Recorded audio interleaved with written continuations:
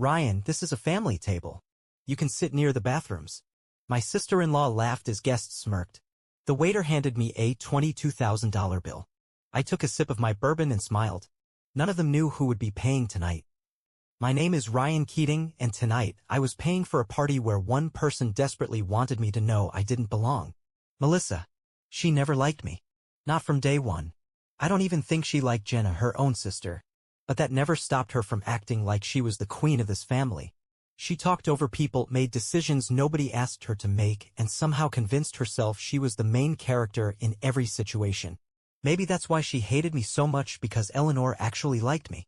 Eleanor, my mother-in-law, was one of the only people in Jenna's family who had ever made me feel welcome. From the moment Jenna introduced me, Eleanor treated me like I was one of her own. She never cared that I wasn't born into this family. I was her daughter's husband, and to her, that meant I mattered. And Melissa hated that. Because Melissa had a problem with men. Not in the I don't need a man way, no, that would have been fine. But she was bitter, angry, the kind of person who thought every guy was trash because her own marriage had crashed and burned. Her husband left her 3 years ago, and ever since then she had been on some kind of personal mission to make sure no man ever felt comfortable around her again. Especially me. So when I saw her sashaying toward me in her designer dress, smirk locked and loaded, I already knew this wasn't going to be good. Ryan, we need to talk. I exhaled through my nose, swirling the bourbon in my glass. Melissa, I don't think we do. Oh, but we do. She placed a perfectly manicured hand on my arm like she was about to tell me something deeply personal. It's about the seating arrangements. Tiny change. I looked at her. What change? She gave me that fake sympathetic pout. You'll be at table 14 instead of the main table. It just makes more sense. I blinked. Table 14? You mean the one in the back? By the bathrooms? She let out a little laugh. Oh, don't make it sound so bad. It's still a great seat. Melissa. I set my drink down. I organized this party. I paid for this party. And you're telling me I don't get to sit at the table with my own wife? She tilted her head, looking so pleased with herself. Ryan, it's just, well, it's a family table. I let out a slow, humorless laugh. I'm literally married to Jenna. Exactly, she said, as if that proved her point. Jenna is family. She waved a hand in the air. You're here, of course. I stared at her. Did Eleanor approve this? That made her hesitate. Just for a second. Eleanor is too busy enjoying her night to worry about seating charts, she said smoothly. So I took care of it. You understand. Oh, I understood. I understood perfectly. Before I could say anything else, a waiter hesitated beside me. Mr. Keating? Just confirming the additional orders, truffle risotto, caviar tasting, the vintage Dom Perignon. Mrs. Melissa said you approved them. I turned my head so slowly I swear I could hear my own neck crack. I did what? Melissa took a sip of her champagne, completely unbothered. Oh, relax, Ryan. It's a party. You wouldn't want Eleanor to feel restricted, would you? I stared at her. This wasn't about the food, or the seating, or even the party. This was about control. About reminding me that in her version of this family, I was just a guest. I took out my phone, scrolling through my banking app, and tapped the restaurant tab, leaving it completely open. No limits. No restrictions. You know what? I said, looking her dead in the eyes. You're right. Her smirk widened. Finally, you're seeing reason. I smiled back. Go crazy, Melissa. I patted her on the shoulder. Really? Order whatever you want. She narrowed her eyes. What are you playing at? I finished my drink and set the glass down with a quiet clink. Nothing. And then I walked away. Melissa thought she had one. By the end of the night, she'd be the one paying for it. I walked away from Melissa, feeling her eyes burning into my back. I didn't have to turn around to know that she was fuming, probably already plotting whatever petty little move she thought would put me in my place. Let her. I wasn't playing defense anymore. I headed straight for Jenna, who was laughing with Eleanor near the head table. The second Eleanor spotted me, her face lit up. Ryan. Darling, come here. She reached for my hand, squeezing it warmly. I was just telling Jenna how perfect everything is tonight. You really outdid yourself. I smiled, the tightness in my chest loosening just a bit. Anything for you, Eleanor? Jenna turned toward me, her brows knitting together. Hey, where have you been? You look, she paused, searching for the right word. Like he's been dealing with Melissa, Eleanor finished, rolling her eyes. Jenna groaned. What did she do this time? I forced a smile. Nothing I can't handle. Eleanor sighed, rubbing her temples. I swear, that girl thrives on making everyone miserable. You know, she actually tried to tell me I should sit at the second table because, and I quote, the younger generation should take the spotlight. Jenna's jaw dropped. She what? I let out a low chuckle. Yeah, well, apparently I'm sitting at table 14. Near the bathrooms. Jenna's expression darkened. Oh no. Don't worry about it, I said. Melissa thinks she's running the show. Let's see how she handles it when the curtain falls. And right on cue, Melissa's voice rang out over the microphone. Ladies and gentlemen, can I have your attention, please? I turned to see her standing near the stage, one hand wrapped around a champagne flute, the other gesturing grandly. The woman had an uncanny ability to command a room, but tonight she was about to choke on her own spotlight. I just want to take a moment to say how grateful we all are for our wonderful mother, Eleanor, she continued, smiling like she hadn't just spent the last hour treating me like garbage.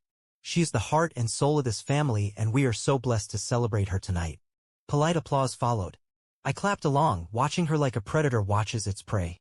Melissa turned slightly, her smirk widening. And of course, none of this would have been possible without my dear sister Jenna. She motioned toward my wife, completely skipping over me. Jenna worked so hard to make sure this night was perfect. A murmur rippled through the crowd. A few people glanced in my direction. Eleanor sat up straighter. Melissa, she said, her tone sharp. Ryan planned and paid for this event. Melissa let out a soft laugh, pretending not to hear. And of course, we all chipped in a little here and there to make this magical. I smiled to myself. Oh, this was gonna be fun. The waiter from earlier stepped onto the stage, carrying a sleek black folder. He tapped Melissa on the shoulder, leaning in to whisper something. She frowned. What? The waiter gestured toward me. The bill, ma'am. Mr. Keating instructed us to bring it directly to the person who placed the additional orders. Melissa's smile twitched. Excuse me. The waiter politely held out the folder. The total, including the truffle risotto, caviar, and vintage champagne, comes to $22,489. A gasp rippled through the crowd. Someone dropped a fork. Melissa's face went pale. That's impossible. The waiter remained expressionless. Would you like to put it all on one card or split the payment? I crossed my arms, tilting my head. Yeah, Melissa, how would you like to pay? Her head snapped toward me, her nostrils flaring. You're unbelievable. I cut in, raising a finger. Language. Family event, remember? Eleanor's eyes darted between us. Ryan, what's going on?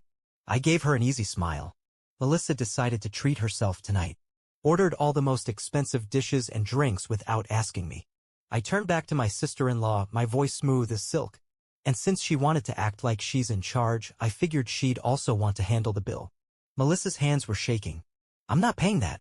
This is your event. I shrugged. Well, you did tell me to relax and let the family enjoy themselves. So I did. The waiter cleared his throat.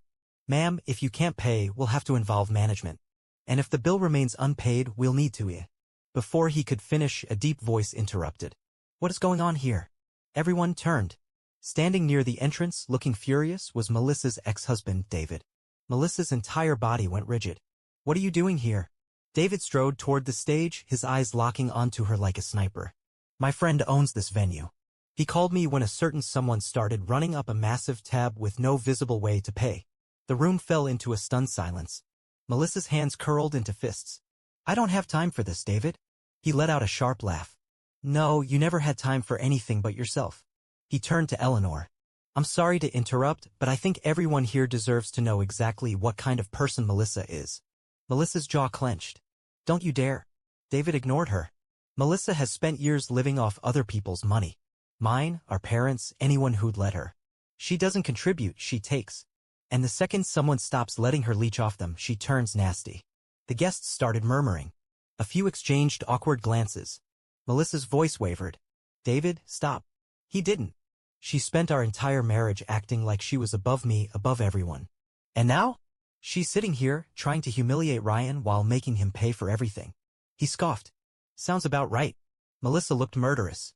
You don't know what you're talking about. David smirked. Don't I? And then security walked in. Excuse me, ma'am, one of the guards said. We've been informed there's an issue with the bill. Melissa let out a strangled noise. This is a mistake. The guards didn't care. Would you like to handle this discreetly, or should we call the authorities? Silence. Cold, perfect, humiliating silence. Melissa looked around, desperate for someone to step in. But no one did. Not even Eleanor. Not even Jenna. And especially not me. I just stood there, watching as the self-proclaimed queen of the family finally fell from her throne. Melissa was cornered. The security guards stood firm, their expressions neutral but unwavering. The waiter still held the bill, $22 for 89, staring her dead in the face. The entire room was silent, the weight of the moment pressing down like a crushing wave. And for the first time in her miserable, self-absorbed life, Melissa had no way to talk her way out of it. Her fingers trembled around the stem of her champagne flute. This is a mistake.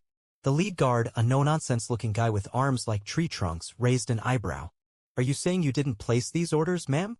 Melissa's eyes darted around, searching desperately for backup. Her gaze landed on Jenna, then Eleanor, then her ex-husband, David. But no one moved. Well, the guard pressed. Melissa let out a forced laugh, too high-pitched, too fake. Of course I ordered them. It was a celebration. I just assumed Ryan, being the host, would. I cut her off. Would what? Pay for your entitled behavior while you pretended I didn't exist. A ripple of whispers swept through the crowd. Melissa's face twisted in rage. Don't act like a victim, Ryan. Oh, I'm not. I leaned in slightly, my voice dropping just for her. But you are. And it's about to get a whole lot worse. That's when the front doors of the banquet hall burst open. 2 uniformed police officers walked in, scanning the room. The murmur of voices grew louder. Guests shifted uncomfortably, some already pulling out their phones. This wasn't just some family squabble anymore, this was about to go viral. Who's in charge here? One of the officers asked. The manager of the venue, a sharply dressed woman with a clipboard, stepped forward. That would be Mr. Keating. She gestured toward me. The officer nodded and turned to me. Sir, we received a report about an unpaid balance. Normally, we wouldn't step in so quickly, but given the amount, he gave Melissa a long, assessing look. And the nature of the situation, the establishment requested immediate action. Melissa's breath hitched. You called the police? I shrugged. I didn't. But apparently when someone racks up a bill this high and refuses to pay, the venue has policies. David crossed his arms, smirking. Wow, Melissa. You really outdid yourself this time. She spun toward him, eyes blazing. Enough, David. You have no right to be here. He laughed, shaking his head. Oh, I have every right to be here. I've waited years to see you finally get what you deserve. Ma'am, the officer interrupted, either you settle this bill now or we'll have to bring you in for fraud. The room collectively gasped. Melissa staggered back a step. Fraud. It's a dinner bill, not a crime. The officer pulled out his notepad. Ordering high-end items under someone else's name without their consent? That's called defrauding an establishment. Melissa turned to Eleanor, panic creeping into her voice. Mom, you're really gonna let them do this to me? Eleanor exhaled slowly, adjusting the bracelet on her wrist. Melissa, you did this to yourself. The words hit like a slap. Melissa's entire body tensed. I am your daughter. Eleanor's expression didn't change. And Ryan is my son-in-law. Yet you treated him like a servant while draining his money. She shook her head. I've spent too many years excusing your behavior, Melissa. But this. She gestured around the room. This is the last straw. Melissa's mouth opened and closed, but no words came out. Then the worst thing possible happened to her. Jenna, her own sister, spoke next. I think you should go, Melissa. Melissa let out a choked laugh. Are you serious? You're siding with him over me. Jenna's jaw tightened. He's my husband. And more importantly, he's a better person than you've ever been. And just like that, Melissa's entire world cracked. I could see it in her eyes, the realization that she had pushed too far. That she had finally burned the one bridge she thought would always be there. She turned back to me, her voice barely a whisper. You set me up. I smiled. No, Melissa. You did. The officer took a step closer. Ma'am, final chance, are you paying this bill, or are we escorting you out? Melissa's lip trembled. For the first time, she had no clever response. No smug comeback. Just raw, humiliated silence. And then? She did the only thing left to do. She turned and ran. Her heels clicked against the marble floors as she bolted toward the exit, shoving past stunned guests. A few people actually laughed. Someone took a picture. David just shook his head. The officers exchanged looks. Do we chase her? The manager sighed. No need. We have all her information on file. I let out a slow breath, finally allowing myself to relax. The storm had passed. Melissa was gone. And for the first time in years, I finally felt like I belonged. Melissa was gone. But the wreckage she left behind was still settling. The guests were still murmuring, the tension in the air thick like smoke after an explosion. A few people had their phones out, whispering, no doubt already texting about what had just happened. The once elegant banquet hall, the perfect celebration I had planned, was now tainted with scandal. And honestly, I didn't feel bad. Jenna stepped up beside me, rubbing her temples. Well, that was a disaster. Eleanor let out a tired sigh. No, darling. That was long overdue. I turned to my mother-in-law, my chest still tight with everything that had happened. Eleanor, she held up a hand. Don't you dare apologize. I blinked. You did nothing wrong. She said it firmly, her voice carrying across the stunned crowd. Melissa did this to herself. And quite frankly, I'm tired of cleaning up her messes. I glanced at Jenna, expecting her to look upset or conflicted, but instead, she just looked relieved. She grabbed my hand, squeezing it. Ryan, I'm so sorry. I frowned. For what? She exhaled. For not standing up to her sooner. For letting her get away with treating you like garbage for years. I should have done something a long time ago. I shook my head. Jenna, it's not on you. Melissa's a grown woman. This was always going to happen. Eleanor crossed her arms, nodding in agreement. She needed this wake-up call. And honestly, she let out a short laugh. I doubt she'll actually wake up. She'll just find someone else to blame. David scoffed. You can bet on that. I turned to him, still processing the fact that he had shown up out of nowhere to expose Melissa in front of everyone. Why did you come, anyway? David shrugged. Like I said, my buddy owns this place. When he told me some woman was racking up a massive bill under someone else's name, I knew it had to be her. Jenna rubbed her face. Jesus, it's like she's allergic to taking responsibility. She always has been, Eleanor said flatly. And for the first time, I saw something I'd never seen before. Real exhaustion in Eleanor's eyes. Not the kind that comes from a long night, but the kind that builds up over years. Decades. Melissa had drained her too. She just never wanted to admit it. The next morning, the fallout officially began. It started with the phone calls. First, Melissa tried calling Eleanor 7 times. Then she tried Jenna. Then she even tried me. No one answered. Then came the texts. From Melissa, you've ruined my life. From Melissa, again, you think you're so smart? You just turned the whole family against me. From Melissa, 2 hours later, I hope you're happy. But it got worse. By noon, social media was already eating her alive. Someone had recorded the entire scene at the banquet. The moment the police showed up, the bill being presented, the way Melissa turned tail and ran like a guilty criminal. By the afternoon, it was everywhere. Facebook, Instagram, even TikTok. Rich lady tries to dine and dash at her own mother's birthday party. Woman humiliated after getting caught in $22,000 restaurant scam. When you think you're the main character, but karma has other plans. It was brutal, and I loved it. By the time dinner rolled around, the final nail in Melissa's coffin dropped. David texted Jenna. She got fired. I actually laughed out loud. Wait, what? Jenna stared at her phone in shock. David says someone at her company saw the video. They called her in this morning and basically told her she was a PR nightmare. Eleanor just sipped her tea. Good. And that's when I realized Melissa was done. Not just embarrassed. Not just humiliated. Her whole life was unraveling. No job. No support. And for the first time, no family left to bail her out. And she had no one to blame but herself. Melissa had always believed she was untouchable. That no matter how badly she behaved, someone, our in-laws, her colleagues, her mother, would always be there to pick up the pieces. But now she was completely alone. No job, no husband, no support, and most importantly, no control. And that's when she did the one thing I actually expected. She showed up at my house.